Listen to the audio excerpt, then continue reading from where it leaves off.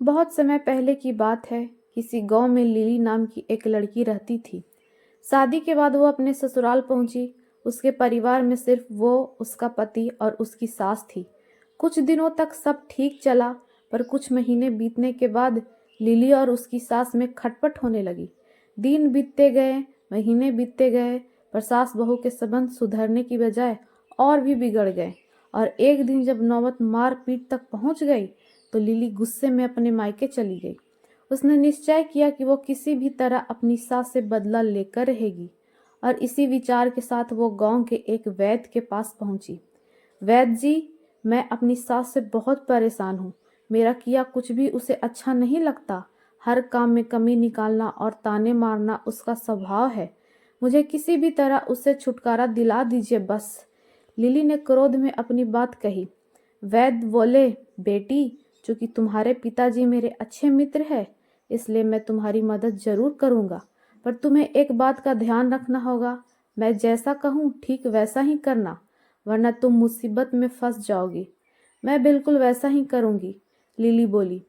वैद्य अंदर गए और कुछ देर बाद जड़ी बूटियों का एक डिब्बा लेकर वापस आए और लिली को थमाते हुए बोले, लिली, तुम अपनी सास को मारने के लिए किसी तेज जहर का प्रयोग नहीं कर सकती, क्योंकि उससे तुम पकड़ी जाओगी।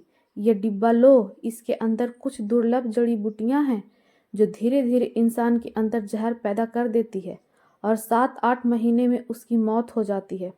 अब हर रोज तुम अपनी सास के लिए कुछ पकवान बनाना और चुपके से इन्हें उस खाने में मिला देना।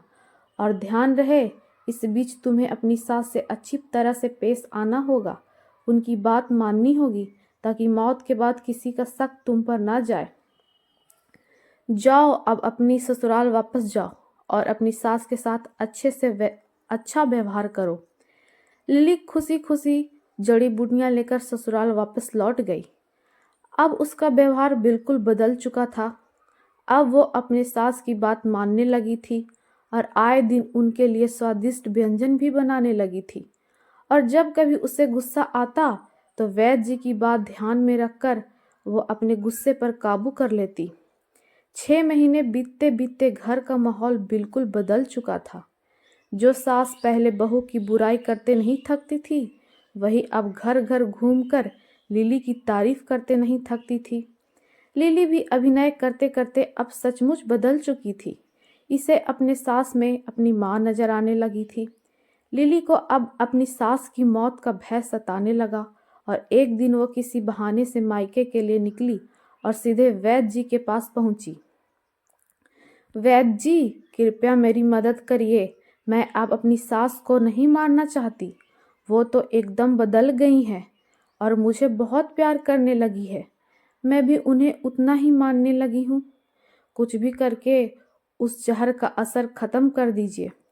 लिली रोते हुए बोली। वैद्य बोले, बेटी, चिंता करने की कोई जरूरत नहीं है। दरअसल मैंने तुम्हें कभी जहर दिया ही नहीं था। उस डिब्बे में तो बस स्वास्थ्यवर्धक जड़ी बूटियां थीं।